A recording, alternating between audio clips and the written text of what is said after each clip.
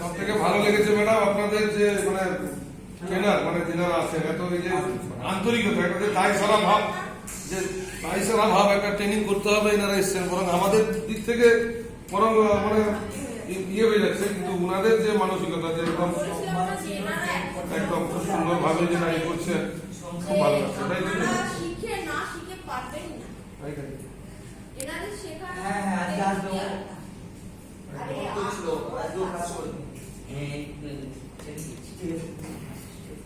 মানে একটা যে ধরুন ট্রেনিং এটা দিতে হবে সরকার এটা করেছে কোনো কম্পিউটার কাটিয়ে দিতে হবে একজনকে বলে দিতে হবে যা শুনলো না শুনলো ওনার আমার আগ্রহ না থাকলেও ওনারা যেন শুনিয়ে দিচ্ছেন এই যে ব্যাপারটা খুব ভালো লাগলো এটাই। আপনার কেমন লাগলো? আপনি কি আগে কিছু জানতেন? জানতেন। আচ্ছা ম্যাডামের কেমন লাগলো? ভালো লেগেছে। আপনার?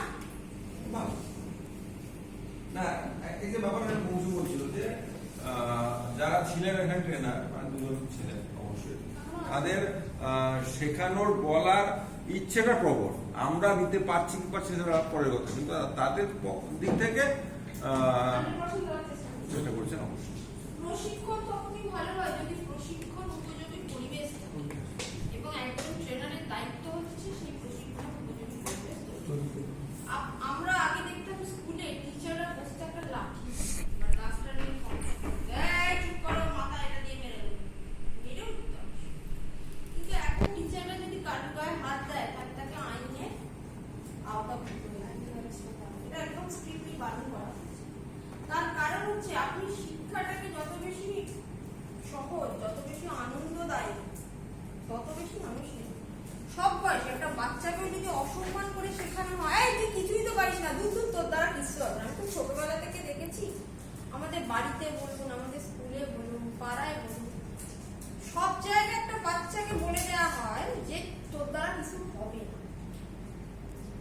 একদম ঠিক নয় এটা সবথেকে বড় ভুল এই যে একটা ব্যারিকেড তাকে করে দিল আমি জীবনে অঙ্কে মানে খুব খারাপ ছিলাম খুব কাঁচা ছিলাম পরবর্তীকালে যখন নিজে নিজে অঙ্ক শিখতে গেলাম তখন দেখলাম যে না আসলে আমাকে ভয়টা তৈরি করে দেওয়া হয়েছিল একটা কথা বারে বারে বলে তুই হচ্ছিস একটা গবেট তুই জীবনেও আসলে এটা হচ্ছে যিনি শেখাচ্ছেন তার আত্মবিশ্বাসের অভাব প্রশিক্ষকের যদি বিশ্বাস থাকে এবং তার নলেজটা যদি প্রপার থাকে ঠিকঠাক থাকে তাহলে তিনি কখনোই অন্যকে বলবেন না যে আপনি পারবেন না সে সবসময় বলে আপনি নিশ্চয়ই পারবেন আপনি নিশ্চয়ই আমি প্রথমেই এখানে কি বলেছিলাম যে আমরা আপনাকে দুদিনে কেউ কমপ্লিট করে দিতে পারবো না এনারা যে কম্পিউটার আপনাদের শেখাচ্ছে এনারা একটা প্রথাগত শিক্ষার মাধ্যমে 2 বছর 2.5 বছর 3 বছর 4 বছর পড়াশোনা করে এসেছে ওনারাও কিন্তু দুদিনে কম্পিউটারটা শেখেন আমিও শিখি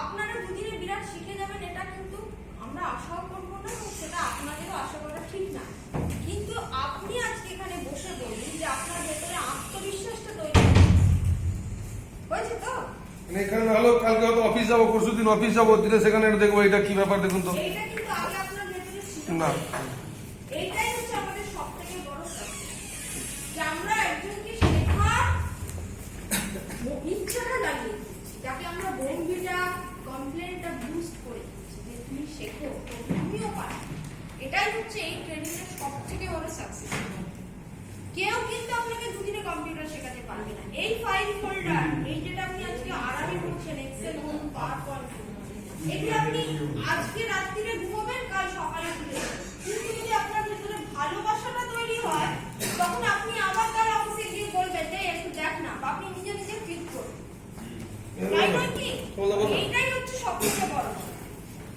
এবং এইটাই এই ট্রেনিং এর আমি বলবো আমাদের চ্যালেঞ্জ আমরা এই চ্যালেঞ্জটা খুব সহজে আমরা জয় করতে পারলাম মানে থ্যাঙ্কস আমরা বলতে আমরা নেই আমাদের 5 জন যে প্রশিক্ষক আছেন যে ওনারা আপনাদের ভেতরে এই আত্মবিশ্বাস এই ভালোবাসাটা তৈরি করেন তাহলে কি হবে কাল সকালে আপনি আসার ইচ্ছাটাই পাবেন আপনি যে বাড়ি যাচ্ছেন এবার যে আপনি কালকে আসবেন তখন আপনি বাহানা শুরু করে দেবেন আমার একটা মিটিং আছে আমার একটা ওই কাজ আছে আমার একটা সেই কাজ আছে কারণ আপনার যদি ভালো লাগাটা ট্রেনিং এর উপর তৈরি না হয় আপনি কিন্তু কালকে শত মিটিং থাকলেও বলবেন যে না যাই আজকে আবার কি চলছে এটাই হচ্ছে শেখার সবথেকে বড় পজিটিভ আপনাকে আমরা কেউ কিছু শেখার ইচ্ছাটা তৈরি করে দেওয়া, সেটাই হচ্ছে ট্রেনিং। ট্রেনিং আমি বলেছিলাম না যে অ্যাটিটিউড এবং মাইন্ডসেটের রাখা। আমরা জাস্ট 2 মিনিট সময় নেবো। আপনারা কি কেউ রাত্রে বাড়ি থাকবেন না? এইখানে থাকবেন? সবাই না, এখানে থাকবেন 3 জন, কেউ থাকবে, আমরাও থাকবে, 3 জন আছে। কে কে থাকবেন না? হাত তুলুন। আমরা একদম 2 জন আছে। আপনারা রান্না করুন একটু। ঠিক আছে, আপনারা থেকে যান আর বাদ বাকি সবাই চলে যান। তাই তো? কালকে সকাল ঠিক 10:30টায় ট্রেনিং শুরু হবে। 10:30 থেকে 11টার, 10:30টার মধ্যে, 10টা থেকে 10:30টার মধ্যে আপনারা আসবেন। অ্যাজ ইট ইজ এখানে ব্রেকফাস্ট হবে, খাবেন। বাড়ি থেকে খেয়ে আসা কোনো চাপ নেই। সাড়ে 8টা বলুন। 8টাও দিকে। বিকাশ থেকে জানতে যাবেন। আচ্ছা, অমৃতা। আমি কি বলছি? আজকে সারাদিন কি শিখলাম? বসি বলুন স্যার, বসি। আজকে আমরা সবাই কম্পিউটার মন দিয়ে শুনি। কম্পিউটার কি করে খুলতে হয় এবং তার অ্যাপ্লিকেশন মানে কি করে চালু করে কাজকর্ম করতে হয় সেটা শিখলাম। আমরা পঞ্চায়েতে গিয়ে যে আমাদের কর্মী যারা কাজ করছে, এখানে যে শিক্ষাটা নিলাম, নিজে চালাতে না পারলেও কিন্তু তারা যে করছে সেই সম্বন্ধে আমরা কিছুটা আইডিয়া নিলাম। ওখানে বলতে পারবো যে না এইটা করো, এইটা থেকে পাওয়া যাবে। মানে আপনি নিজে চালাতে পারবেন না? হ্যাঁ পারবো, নিশ্চয়ই পারবো।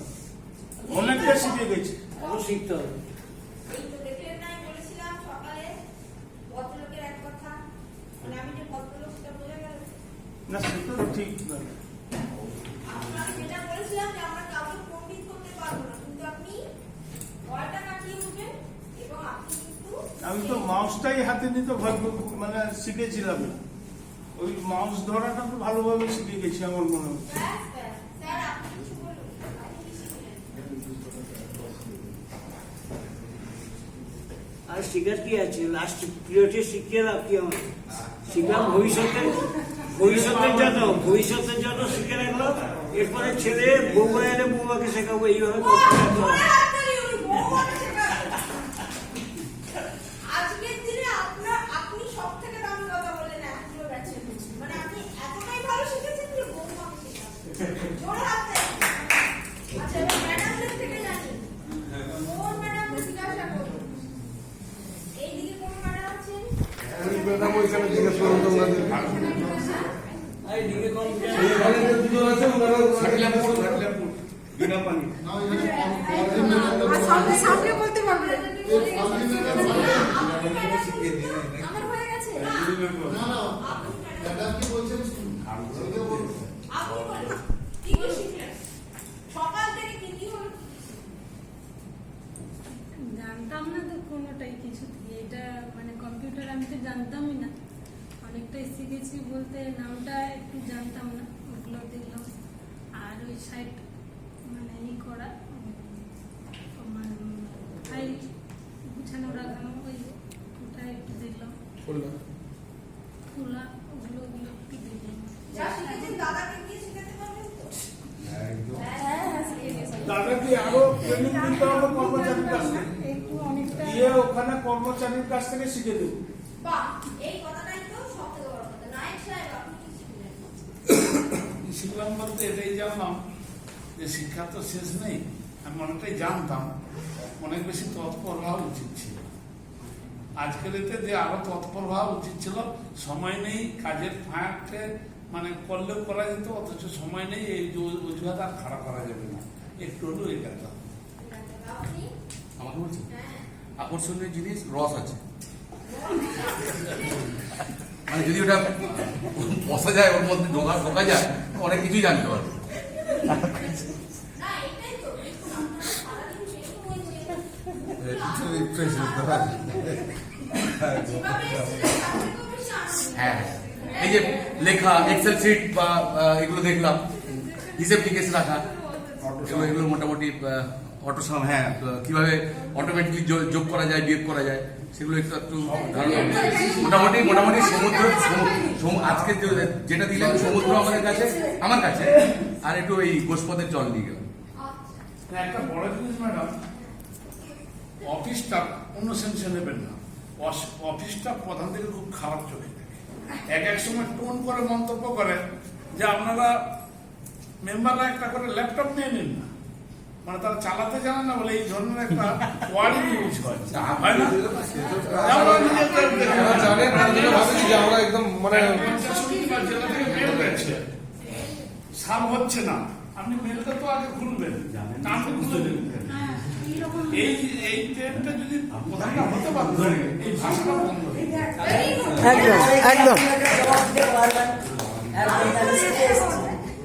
একদিনে তো এই জন্যই আমি বলেছিলাম না, প্রধান হচ্ছেন মাস্টার, তাকে তার কর্মচারী কোনো অবকাশসূচক কথা বলবে এটা ব্যাপারটা জেনে নেন। খুব ইয়ে হয়। নলেজের দিক থেকে আপনাকে পাওয়ারফুল হতে হবে। পাওয়ার মানে শুধু চেয়ারের পাওয়ার না, পাওয়ার কখনো না, যদি আপনি নলেজের দিক থেকে পাওয়ারফুল।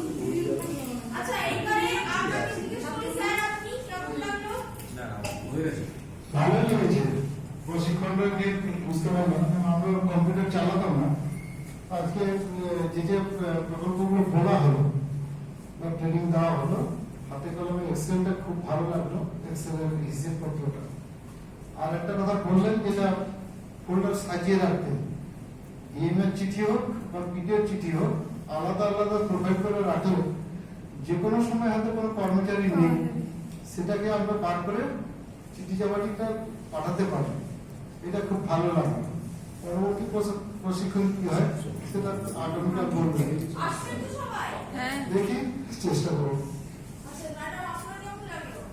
ভালো লেগেছে, দিদি আপনি? ভালো লেগেছে। অনেক নতুন ওই এক্সেলে যে যোগ করা, তারপরে হচ্ছে যে ফাইলগুলো সাজিয়ে রাখা, এগুলো তো নতুন। হ্যাঁ, আরে অক্ষরটা শেখা প্রথম, ও তাহলে কি করে বার করতে হয় লেখাটা। হ্যাঁ স্যার, আপনার কেমন লাগলো? আমার ভালো লেগেছে। নতুন কি শিখলেন? আগে তো বই ভাবতাম আমার ল্যাপটপটাকে, এখন দেখলাম আরো অনেক কিছুই করা যায়। এইগুলো আপনার? ভালো লেগেছে। অ্যাকচুয়ালি এগুলো শিখে রাখলে বিগত দিনে আমি পঞ্চায়েতে নয়, ব্যক্তিগত জীবনেও কাজে লাগে, একদম। অনেক জায়গায় কাজে লাগবে। আমার অ্যাকচুয়ালি এক্সেলটা কিছুটা জানতাম, যেগুলো জানতাম না সেগুলো একটু চেষ্টা করে শিখেছি, ভালো লেগেছে। কালকে আসবো অবশ্যই। সবাইকে অসংখ্য ধন্যবাদ। আমার ভীষণ ভালো লাগছে। আমি এই ট্রেনিংটার একটা অদ্ভুত জিনিস দেখছি যে সারাদিন শেখার পর লোকের মুখটা টায়ার্ড হয়ে যাবে, সে বলে ছেড়ে দিন ম্যাডাম বাড়ি যাই। এখানে লোকজন আরো বেশি চকচকে হয়ে যাচ্ছে, আরো বেশি উত্তেজিত হয়ে উঠছে, আরো বেশি হাসি মজা আনন্দ, এবং তার কোনো ক্লান্তি নেই। এইটাই আমার দেখে দেখুন। আপনারা সকালে কি এত হাসছিলেন? অ্যাকচুয়ালি এগুলো আরো আগে যদি বলবো, ব্যবস্থাটা নেই আর কি। অনেকে পঞ্চায়েতের যে মেলটাই অনেক প্রধান উপপ্রধানের হাতে আসে, জানেই না। আচ্ছা, আমি এক্ষুনি দেখছি কেন পাচ্ছি না। এটা যদি আরো আগে হতো, আরো 1 বছর 2 বছর আগে হলে অনেক পঞ্চায়েতের প্রধান উপপ্রধান মেলটা যে আসে, সে তার মানে মেল যে আসছে, সে ইয়ে সাহেব বলুন বা সেক্রেটারি বলুন, সে তার প্রধান উপপ্রধান বলতে লেট করে। আমি একটা 2 মিনিটের ছোট্ট গল্প বলবো। একজন সরকারি অফিসারের কাছে একজন মহিলা এসেছে, বলছে স্যার আমার বিধবা ভাতাটা যদি একটু করে দেন, আমি তো ফর্ম অনেকদিন। বলছে তুমি তো সধবা, শাঁখা সিঁদুর পরে আছো, তুমি বিধবা ভাতা চাইছো কেন? বলছে স্যার সরকারি যে কোনো কাজে তো দেরি হয়, আপনারা করতে করতে আমার মিনসে টেকে যাবে।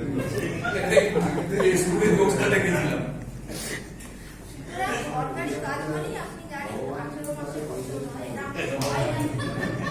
যাই হোক, একটু আমাদের সুযোগ পাওয়া গেল।